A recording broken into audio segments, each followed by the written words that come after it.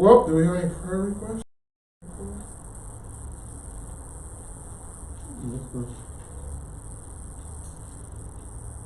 Harold? Mrs. Lane, she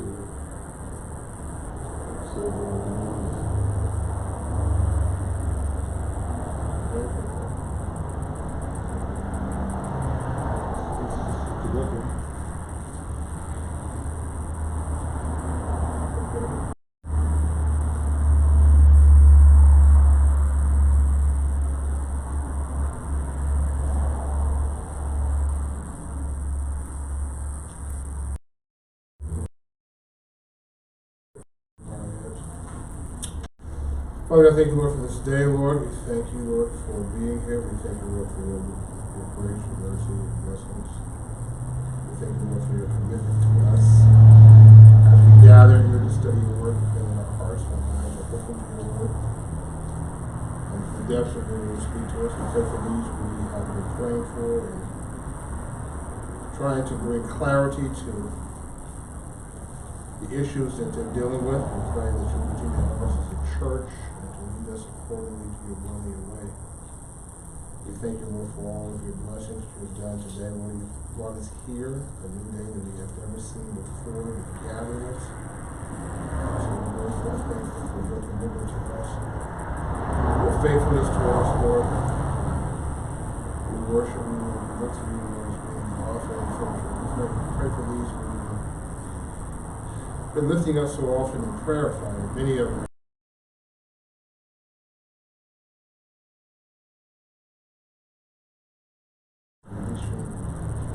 as well as Harold. We've been praying for him and his foot. Should continue with him as well as Miss Baines and other people who are doing well and pray for. We pray for these who are absent today. Slow for us all. We pray, Father, that you would be with our church as a whole. Help us, Lord, as we administer your word tonight. Guide us and keep us, Lord, to be faithful to all that is to be said. Holy Spirit, guide us and help us and keep us understand more and more. In Jesus' name we pray. Amen. Can you close that door, please? So, yeah, you got to close it all the way. All right, well, welcome. Thank you guys for coming here. Welcome you who are listening to the cast this evening. We're blessed to be here another week. I'm grateful for you who are watching. Those of you who are watching on YouTube, we have a YouTube stream on our account. You can log on YouTube and watch us. The YouTube is Pastor Starks on YouTube, and so you can find my channel there, and you can get us there, as well as those who you've been listening to our blog website. You can also watch us tonight over there. So we have two ways to watch, both on our YouTube broadcast and on our blog site website, so you can see that. We have been looking at the whole issue of our notes and outlines. Some of you have gotten our notes and outlines, those of you who have gotten them. We're going to go over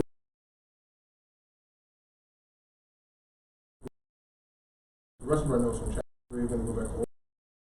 Tonight we're going to go to chapter 4 of Ecclesiastes, and we're going to recap some parts of chapter 3. We're going to go over just a little bit of it, but we're going to basically cover chapter 4 tonight. And we're going to go over, beginning in chapter 4, we're going to go over the first, 8 verses in chapter 4 as we go over that. So we've been looking at the book of Ecclesiastes. So tonight we're going to look at a big overview of this book. And this is a book that's part of the wisdom literature. And it's a book in which Solomon is examining the issues of from the standpoint of a person who has God and the standpoint of a person who does not have God. And so we want to make sure that as we read the book that we clearly are distinguishing what Solomon is saying as he is speaking. And so the fourth chapter, we're going to go over his interesting take on rising to the top and what it means for a person to reach the top of life. And so Solomon's going to give you his perspective on the whole idea of getting to the top. We think of our lives as people. You say, hey, I can't wait to get to a certain level. If you're a worker, you say, I can't wait to be a manager, I can't wait to be the boss, I can't wait to rise to the top. And there's lots of books on leadership that you see that are written that talks about people getting to the top of their professions and learning. And so Solomon is going to give us tonight a view of what it means to get to the top and what he sees as being a person who is at the top. The background of Solomon is a very interesting background if you know anything about Solomon. He was a king. He was born into an affluent family. He was the son of David. And so he was born as a rich kid. He comes to the throne in conflict. When you study the story of Solomon, he had other brothers who also wanted to be the king, and he outwitted them and he became the king. So it's kind of a rival in the ancient world when there are other children who are going to go to the throne, and sometimes there is fighting or infighting within the family as to which son is going to be the king. And Solomon takes his reign as the king. He's the son of David, and so he comes to the top. So he gets to the top of the profession of being establishes his own administration. If you go through the story of Solomon, you see he taxed the people a lot, and he built big buildings, and he had all this elaborate administration. And so we're going to look at a little bit of his life as we go through the book. But Solomon, basically in the fourth chapter, gives us his perspective on what it is that he saw as being a person who rose to the top. And he gives us the perspective of looking at life and seeing the condition of the world around you. Seeing the condition of the world around you. And tonight we're going to look at three areas in which Solomon addresses in these first 8 verses of chapter 4 that he wants to tell us under the sun and what it means to live out life fullest as it relates to you trying to achieve things. You trying to have the world of achievement. And Solomon wants to take a look at that, and we're going to look at this way in which he sees it. The first thing he sees, and we're going to look at the first 3 verses in our chapter, and we're going to look at Solomon sees the struggles of people in the view that they are being oppressed.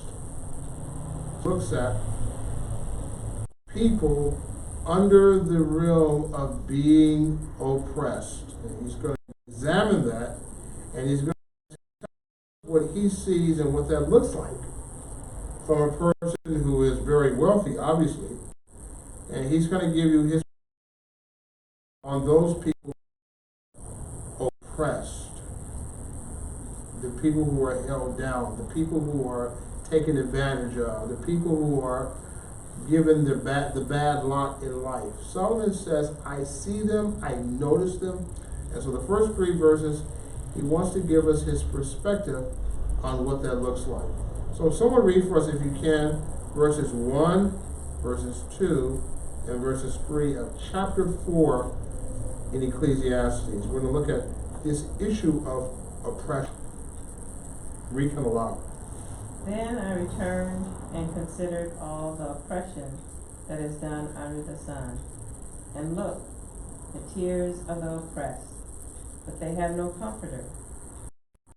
On the side of their oppressors there was power, but they have no comforter. Okay, so let's look at that.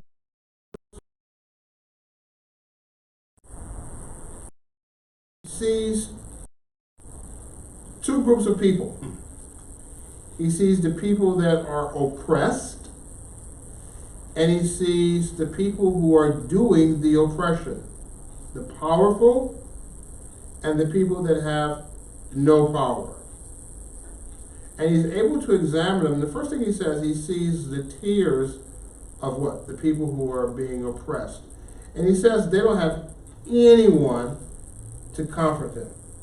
You know, Solomon is born at a time when if a person is poor, they're just poor. You're never going to be rich. You're never going to rise to the status in life. There's no way of working yourself. This is what you have been born into, and this is it. You have no way of complaining to the authorities about your oppression. You know, today if a person is, you know, we live in America, and if somebody is having something bad done to them, they can go to the authorities, they can go to the political class, maybe they can do a protest, they can, you know, if you have enough money, you can get lobbyists or whatever. But you have somewhere to go if something bad is happening to you. And Solomon is saying, when he sees the oppression, and he sees the oppressed, and he sees the conditions of the people who are being oppressed, and the people who are oppressing them, who have all the power, he sees hurt. I see them crying, I see them frustrated. I recognize that they are in a position where there's nothing that they can do. People who are getting more powerful, they have more power, they can do whatever they want to do. And the people who are being taken advantage of have nothing, nowhere to go, and they're in bad, bad shape. The two different classes of people, the oppressed and the oppressor. But he also says something else. In verse 2, he says what? Therefore, I praise the dead who were already dead, more than the living who are still alive. So his conclusion of this idea of seeing people who are going through the hardships of life, the oppressed, people who are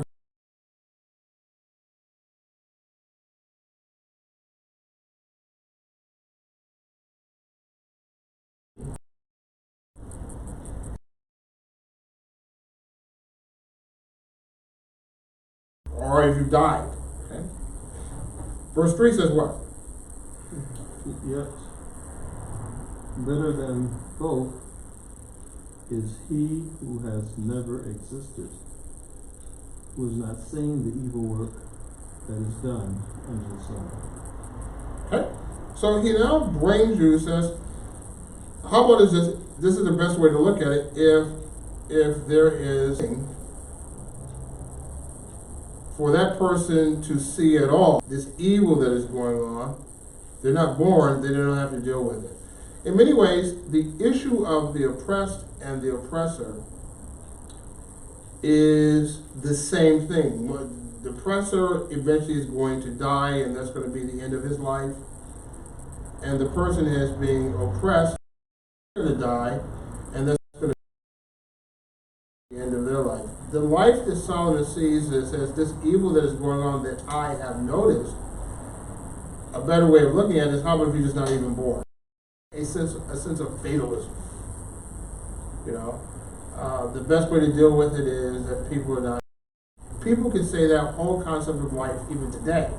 You know, you'll see some people say, hey, well, you know, I don't want to bring a family into the world because I see how bad the world is. Or I don't want to have any children because the world is getting worse and worse and worse and worse.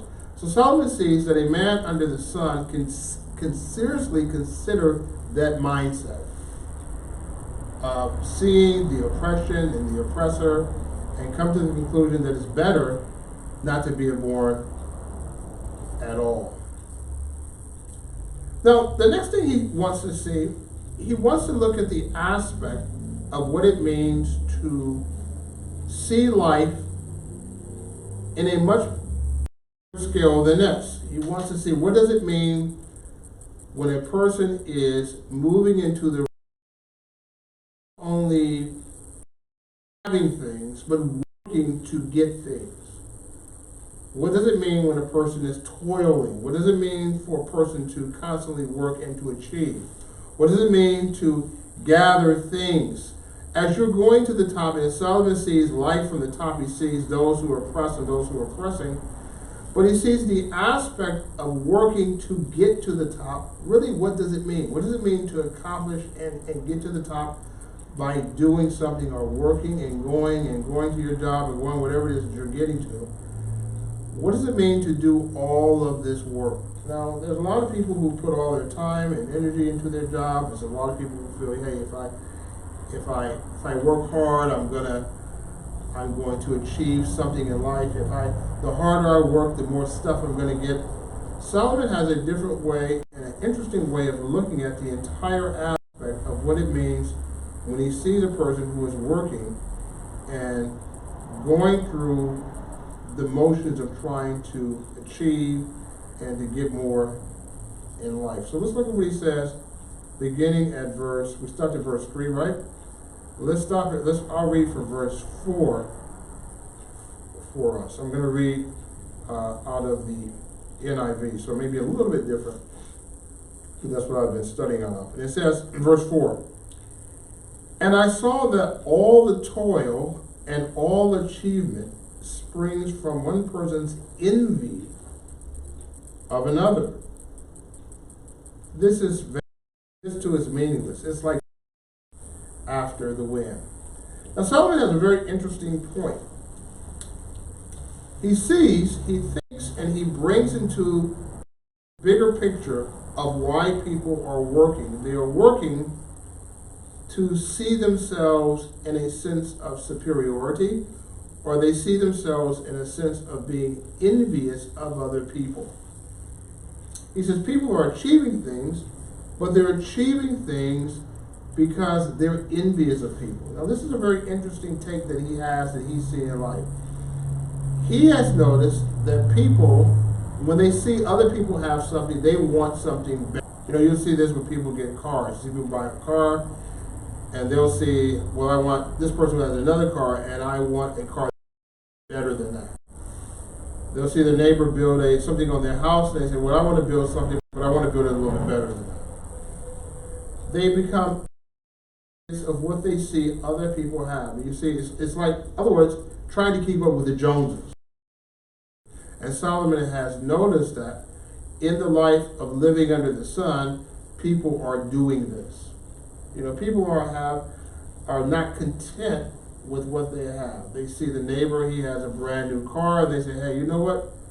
My old Chevrolet is 1995. It's not working. It's not looking too good. I need to get something else.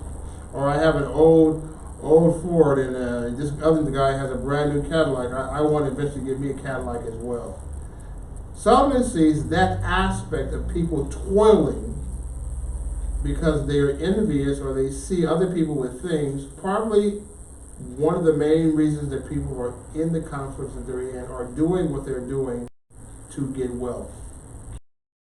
That's why a lot of people get out into, they begin spending, they begin more stuff, they feel more stuff, they're going to be more happy, they're going to be happier things if they can look better or drive better or live in a better place or have better clothes. These are the things that will bring them happiness. But Solomon says it's foolishness to look at other people's things, to want and desire what other people have is a foolish way to live. In essence, it's what's called coveting. You know, when God told the Israelites to give the Ten Commandments, that was one of the Ten Commandments. But thou shalt not covet. Thou shalt not desire what someone else has. You know, when I was teaching Sunday school to kids, I would tell them that a great way to not to covet is not to want what other people have, not to desire what other people have, but instead say, hey, if somebody has a car, instead of wanting their car, you know, you should have a desire for your own car. You shouldn't want what they have or try to up them.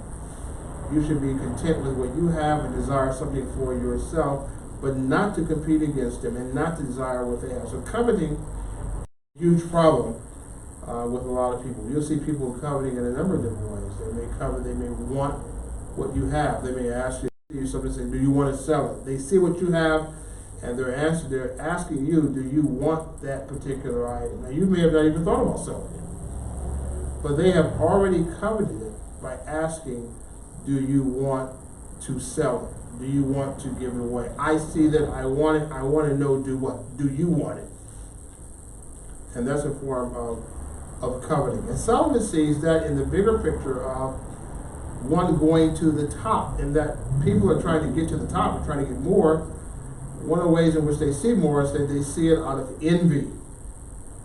They see it out of jealousy. They see it wanting something that someone else, and they want it. And so he is pointing out that this is meaningless, trying to achieve, to get more and more and more, and it ends up being foolishness at the end. Then he sees another side of it. He sees also the way in which people can function is that they can also live life where they're not worried about anything. In fact, they don't care about anything. They don't care about trying to achieve anything. They don't care about if they get something, if they don't get it. They don't care about that at all. And so Solomon says, well, there's another way that people may look at things also. Now, the way that he points this out is that he's seen people that instead of wanting to achieve something and to get a little bit more, or to seeing what other people have and I want to get more than they get, and I want to rise to the top and get a little bit higher, he says, well, there's another end to that as well that he's noticed. And look at what he says in verse 5. He says, the fool folds his hands and consumes his own flesh. Now he points out that this person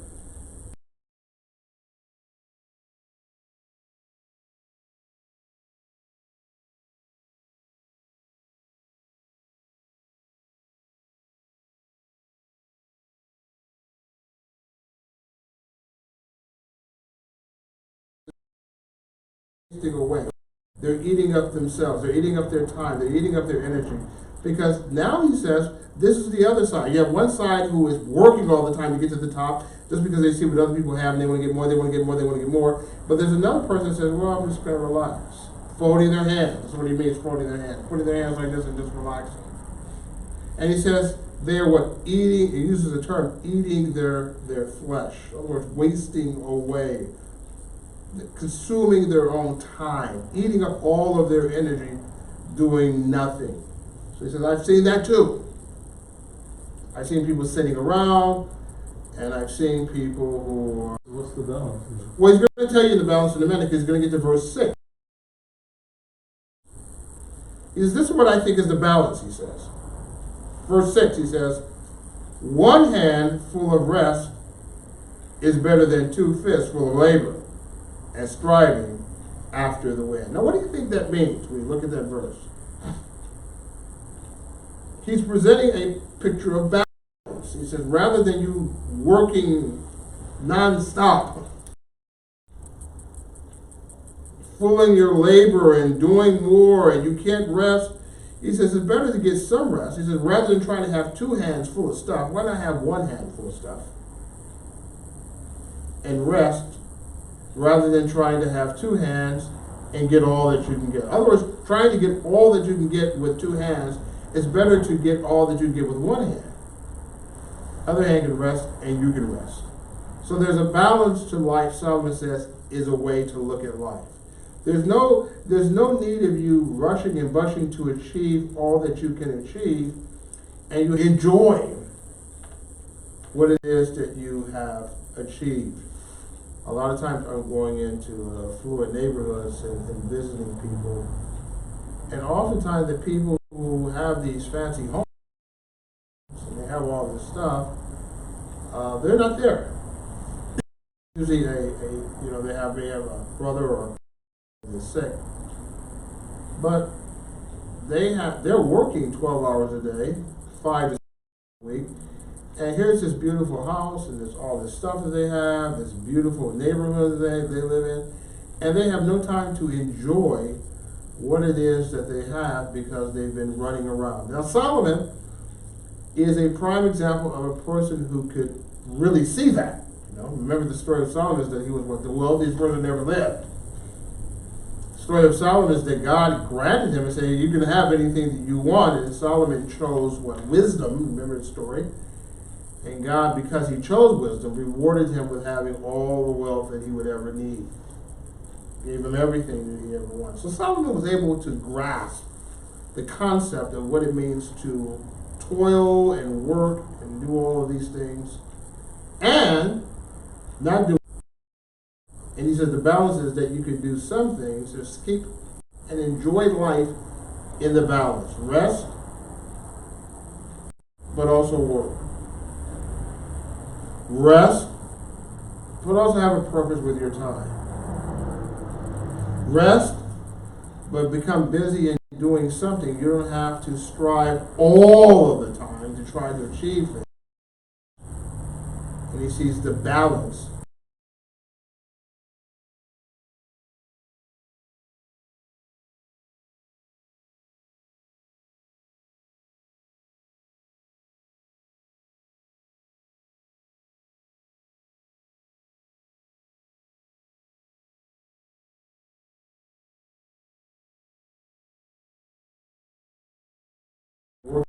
Therefore, one of the things it says, Exodus Witness said they would burn out.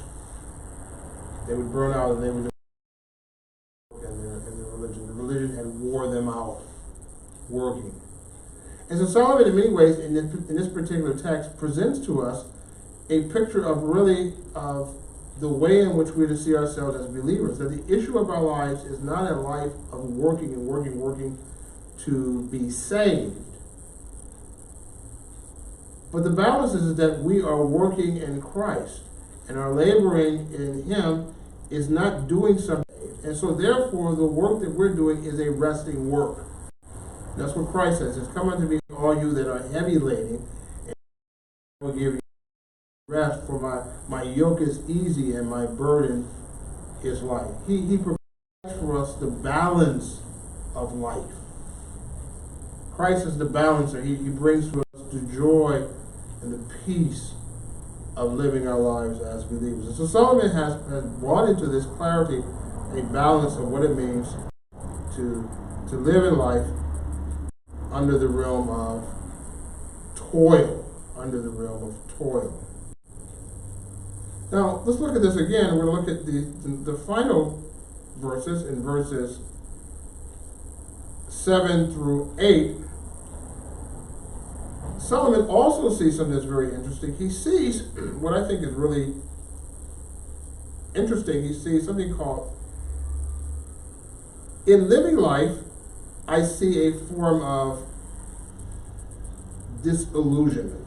It's disillusionment. I can't quite grasp it. It kind of throws me off. It doesn't make sense. And in this aspect of living life, I see that in trying to live life, the whole aspect of gaining things in life to achieve things can come to a point where there's no ending to it and it has truly no meaning. So let's look at verses 7 and 8. Now remember that we're still looking at Solomon moving to the top. And as he sees life on the top, he begins to see all of these different things. You know, a lot of times people feel like once on the top is going to be easier. And Solomon is saying, well, no, it's not going to be easier. Once you get to the top, you have a lot of problems as well. The problem of getting to the top is staying to the top. And he's brought to us these various elements of what it means to go to the top. So we're going to look at another area in which he's going to look at that you can become disillusioned when you look at life in trying to achieve and to get more and more and more. Let's find out really what life is about in the area. First, someone read for us verse 7 and verses 8. Then I returned and I saw vanity under the sun. Okay, so Solomon said, I'm looking at life under the sun. In other words, I'm a man life without taking a picture of life and just looking at it. And this is what I've seen in verse 8. What does he say? There is one alone without companion. He has neither son nor brother. Yet there is no end to all his labors, nor is his eye satisfied with riches. Okay, so let's look at this. We're going to divide this verse up into two parts. We're going to look at this, get a glimpse, and what Solomon has observed with an individual, and he's going to see that this is kind of strange when you begin to look at it, but it's up. Because he's going to say that what? This really is miserable and it's meaningless and it's vanity. So he sees a man, he says this person is living alone. Maybe he's a person who doesn't have any children. Maybe he's a person that doesn't have any brothers or sisters. Maybe he's a person who's all alone. Maybe he has some friends, but it's just giving you a glimpse. He's using hyperbole. He's just saying, here's a guy that's all alone that he's noticed.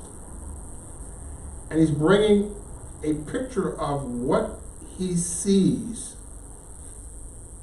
with this particular person. He's all alone, and he's striving to get more. He's striving to get to the top. He's striving to achieve more and more and more.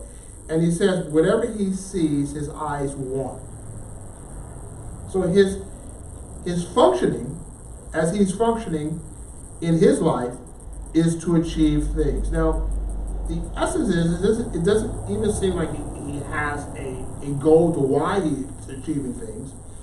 It just says that he sees things and he wants them. Now, Solomon has given us a kind of a glimpse in the previous verses of how people think in their mindset. Sometimes they want what other people have, when he talked about that, they're envious.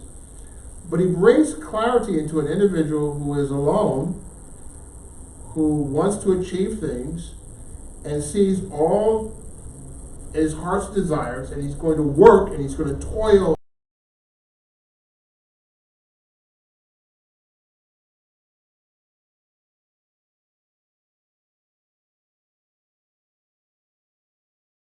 Okay, the rich man who began to take a look at his inventory of all this stuff. He said, I have barns filled up, I have all the wealth that I need. And he says, I'm content with my life. And the parable goes on to say, in that night he dies. In many ways, this is kind of a similar situation in which another person has taken inventory of their life. And they've gone on, and this is what he's going to say, and then finish the rest of the verse. Asked, for whom do I toll, Okay. and deprive myself of good? Why am I, in other words, what am I doing this for? Better yet, who am I?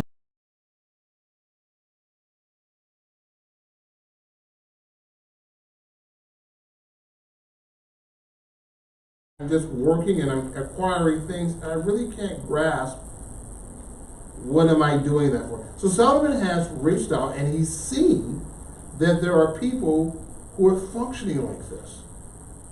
They're functioning under the mentality that they are trying to get. And he's saying, what am I getting more things for? What am I going to do with these things? Why am I not enjoying life?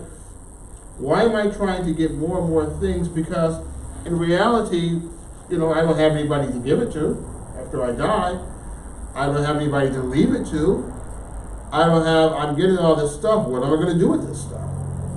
In reality, Solomon is saying, here's a person who has things, but in life is going to end. And he's examining this person as he's seeing life in the bigger picture one day ending.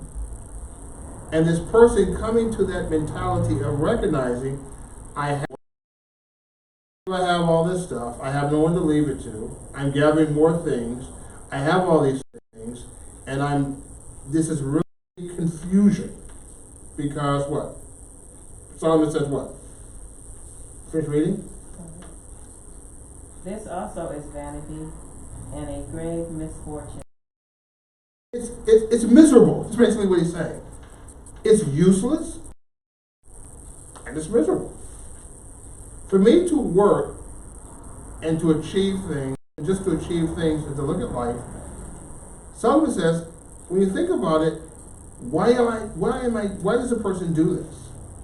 What are you doing it for?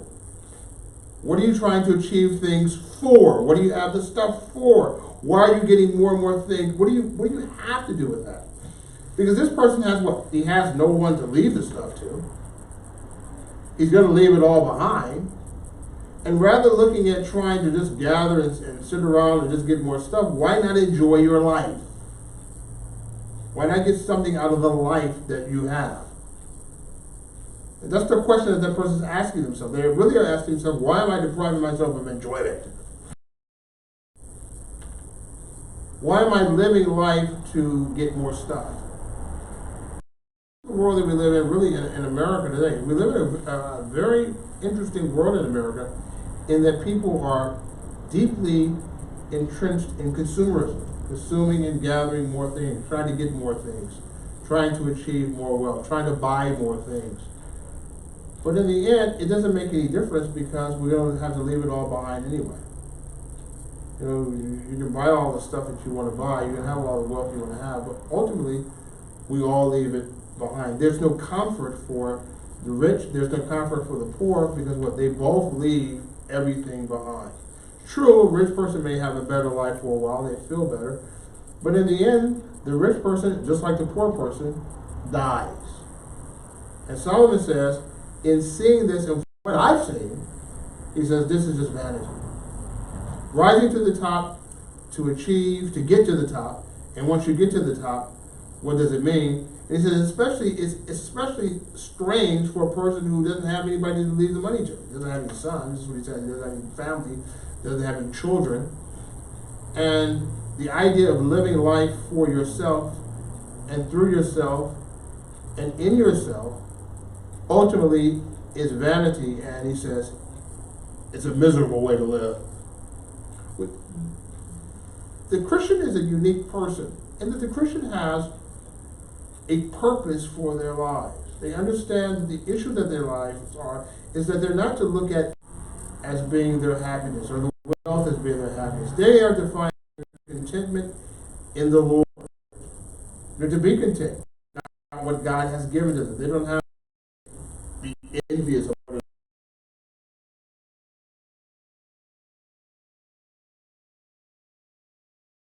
look at their lives. As we look at these three factions of the people that are oppressed, we can look at our lives.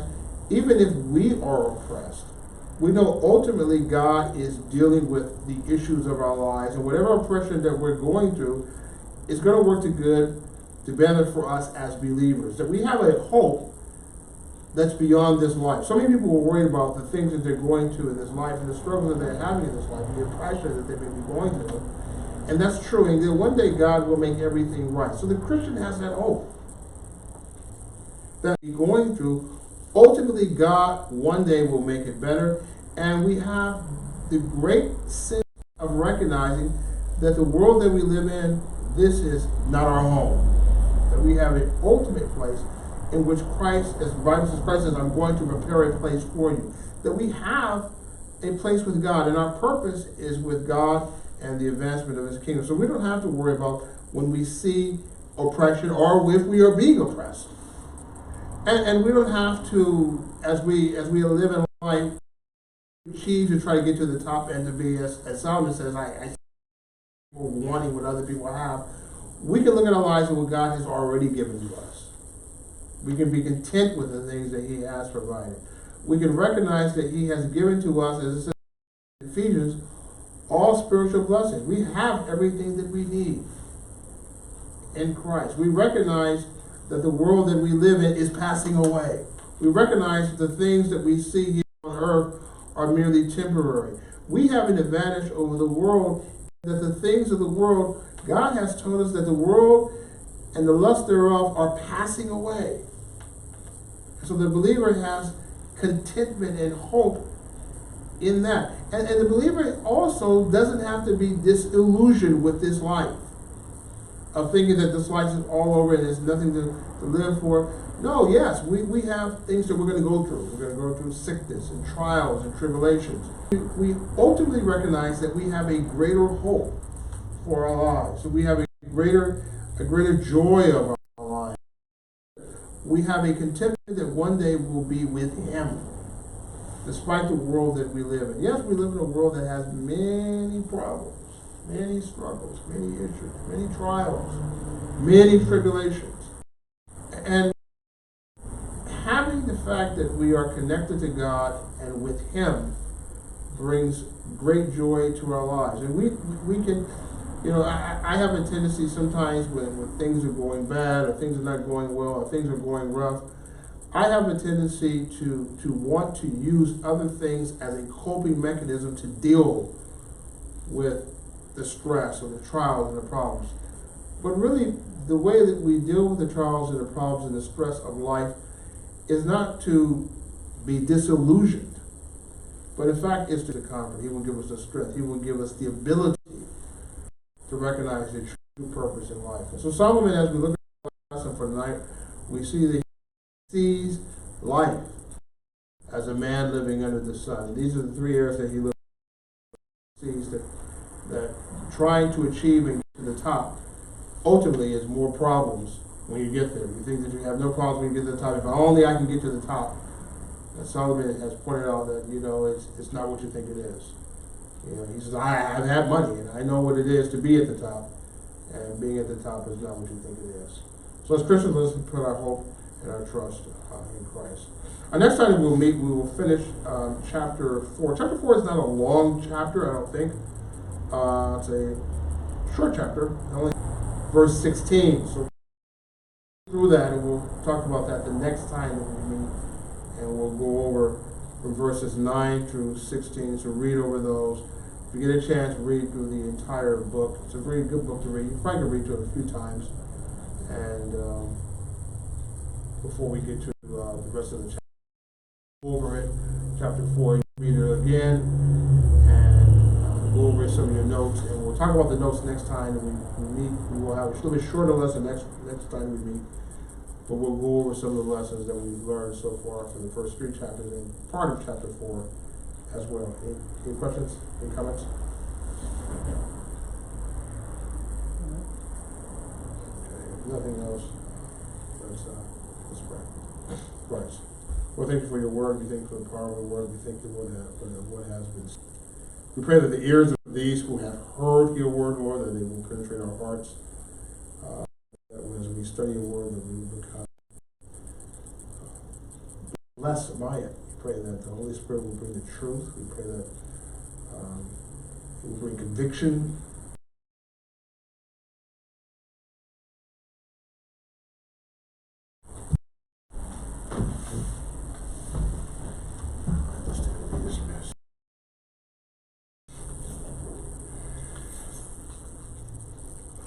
Lord, may the Lord watch between watch between me and thee.